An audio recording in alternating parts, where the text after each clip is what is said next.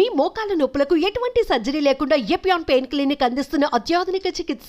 So sugar ఉన్న వాళ్ళు ఇందాక మనం చెప్పుకున్న లక్షణాలు ఎందుకు వస్తాయంటే, ఇన్సులిన్ అనేది మనకు సెల్యులార్ లెవెల్ లో ఒక కీ లాగా పనిచేస్తుంటుందండి. మనం ఏదైనా ఆహారం తీసుకున్నప్పుడు ఆ లివర్ లో మెటబలైజ్ అయ్యి అది గ్లూకోజ్ రూపంలో ప్రతి కణానికి, మన ప్రతి సెల్ కి కూడా వెళ్తూ ఉంటుంది. సో ఆ ఇన్సులిన్ అనేది ప్రతి సెల్ కి డెలివర్ చేయడానికి ఒక కీ లాగా పనిచేస్తూ ఉంటుంది. ఎప్పుడైతే ఇన్సులిన్ ఉత్పత్తి లోపిస్తుందో, అంటే శరీరానికి కావాల్సిన ఇన్సులిన్ ఉండదో, సో ప్రతి కణానికి వెళ్ళాల్సిన గ్లూకోజ్ ఆ కణాలకు వెళ్ళకపోవడము, అదంతా కూడా బ్లడ్ లో ఎక్కువగా పెరగడము. సో ఎప్పుడైతే బ్లడ్ లో షుగర్ లెవెల్స్ ఎక్కువ పెరుగుతూ ఉంటాయో ఆస్మాటిక్ డయారిసిస్ అంటారు.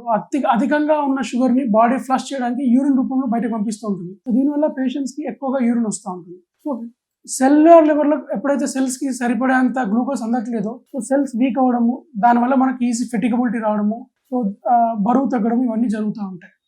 సో ఎంత మోతాదులో షుగర్స్ ఉండాలి అంటే, ఫాస్టింగ్ షుగర్స్ డయాబెటిక్ లేని వారికి, ఎవరికైతే డయాబెటీస్ లేదో వాళ్ళ ఫాస్టింగ్ షుగర్స్ ఎప్పుడు కానీ 110 లోపల ఉండాలి, ఆరు 100 లోపల ఉండాలి.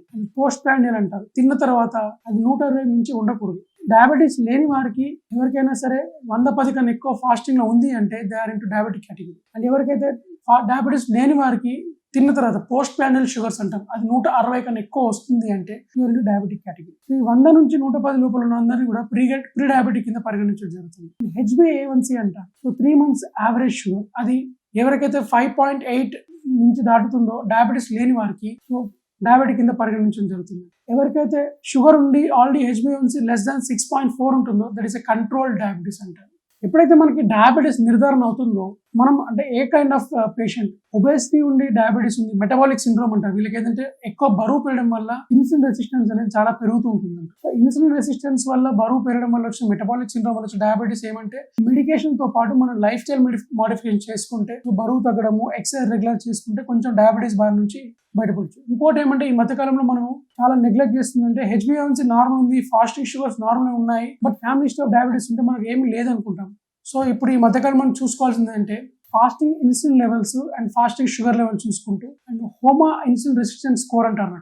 మన ఫాస్టింగ్ షుగర్స్ ని కంట్రోల్లో పెట్టడానికి శరీరం ఎంత ఎక్కువగా ఇన్సులిన్ ఉత్పత్తి చేయాల్సి వస్తుంది అంటే, మనం ఇన్సులిన్ రెసిస్టెన్స్ లెవెల్లో ఉన్నట్టు. దో మన A1c నార్మల్ ఉన్నా, దో మన ఫాస్టింగ్ షుగర్స్ నార్మల్ ఉన్నా, హై ఇన్సులిన్ ఫాస్టింగ్ లో ఉంటుంది, హోమా ఐఆర్ స్కోర్ ఎక్కువ ఉంది అంటే దట్ ఇండికేట్స్ మీకు అంటే జల్దీ మీకు డయాబెటీస్ వచ్చే అవకాశం ఉంది అని అర్థం. సో మనం ఖచ్చితంగా చూసుకోవాల్సింది ఏమంటే, ఫాస్టింగ్ షుగర్స్ నార్మల్ ఉన్నా, HbA1c నార్మల్ ఉన్నా, ఇన్సులిన్ రెసిస్టెన్స్ ఎంత ఉందో లేదో చూసుకోవాలి. HOMA IR is an indicator that మనకు నెక్స్ట్ 1 to 2 years డయాబెటీస్ వచ్చే అవకాశం ఉందా లేదా అనేది ఖచ్చితంగా చెప్పగలుగుతుంది.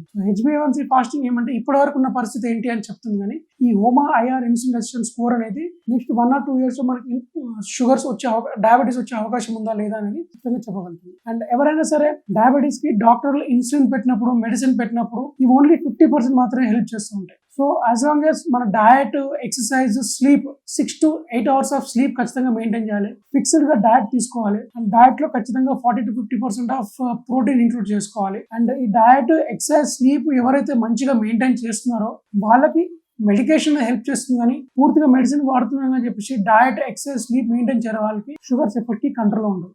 సో షుగర్స్ కంట్రోల్ చేయట్లేదు అని చెప్పేసి మనం 3 నెలలకు ఒకసారి డాక్టర్ మార్చుకుంటూ, 3 నెలలకు ఒకసారి మెడికేషన్ మారుతుంటుంది తప్ప, యాజ్ లాంగ్ యాజ్ పేషెంట్ 50% తన లైఫ్ స్టైల్ మోడిఫికేషన్ మీద పెట్టకుండా ఓన్లీ మెడికేషన్ మీద డిపెండ్ అవుతే డెఫినెట్లీ షుగర్స్ కంట్రోల్లో ఉండవు. ఎక్కువగా డయాబెటిక్ పేషెంట్స్ అడిగేది ఏమంటే, డయాబెటీస్ వచ్చినప్పుడు కానీ డయాబెటీస్ రాకుండా కానీ ఎలాంటి డైట్ తీసుకోవాలి అంటారు. So be diabetic or non-diabetic, ఎవరైనా we should focus more on taking protein. మన ఇండియన్ డయట్ లో ఏమంటే 70 to 80% of the times it is more of carbohydrate rich, which is predominantly leading diabetes కి కారణం అవుతుంది ఇండియాలో.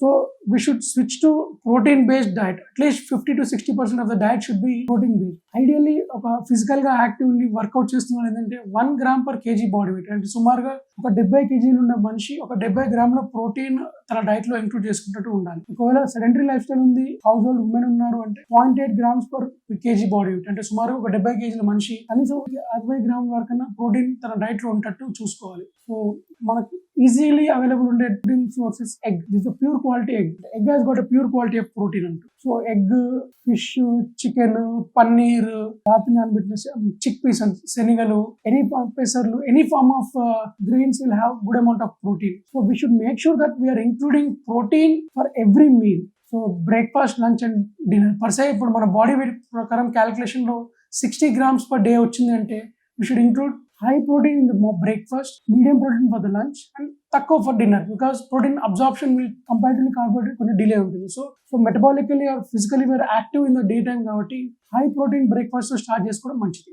చాలా మంది పెరుగు తినొచ్చు అని అడుగుతూ ఉంటారు డయాబెటిక్ పేషెంట్. డెఫినెట్లీ పెరుగు తినొచ్చండి, ఎందుకంటే పెరుగులో గుడ్ ప్రోబయాటిక్ ఉంటుంది, లాక్టిక్ యాసిడ్ బ్యాసిలే ఉంటుంది, which is good for our gut health. And ఖచ్చితంగా ఏదన్నా ఎనీ పెరుగు, yoghurt or any kind of one fermented food definitely మనం తీసుకోవాల్సి ఉంటుంది, because it has got good bacteria which help in promoting our gut health. ఈ రోజు మనం diabetes తాలూకు లక్షణాలు ఏముంటాయి, ఎలాంటి లక్షణాలు ఉంటే మనం డాక్టర్ గారు కన్సల్ట్ చేయాల్సి మాట్లాడుకుందాం. సో ప్రపంచవ్యాప్తంగా ఈ రోజు చూసుకుంటే సుమారుగా 50 కోట్ల మందికి పైగా డయాబెటీస్ తో బాధపడుతున్నారు. అలాగే ఇండియాలో తీసుకుంటే సుమారుగా 10-11 కోట్ల మంది డయాబెటీస్ తో బాధపడుతూ ఉన్నారు. సో ఇందులో type 2 diabetes 90% of the cases type 2 diabetes, అంటే పెద్దవారిలో చూసే డయాబెటీస్ 90% ఉంటుంది, అండ్ 10% చిన్నపిల్లలు చూసే టైప్ 1 డయాబెటీస్ ఉంటుంది. సో ఎలాంటి లక్షణాలు ఉన్నప్పుడు మనము డయాబెటీస్ అనుకోవడము, ఎలాంటి లక్షణాలు ఉంటే డాక్టర్ని కన్సల్ట్ చేయాల్సి ఉంటుంది అంటే అన్ఇంటెన్షనల్ వెయిట్ లాస్, అంటే మనం ఎక్సర్సైజ్ ద్వారా కానీ డైట్ ద్వారా కానీ కాకుండా నార్మల్ గా మనం ఎలాంటి శ్రమ తాలూకు పనులు చేయకుండా వెయిట్ లాస్ అవుతున్నాము, అండ్ ఈజీ ఫెటిగబిలిటీ, మనము తరచుగా ఊరికే అలసిపోతున్నాము,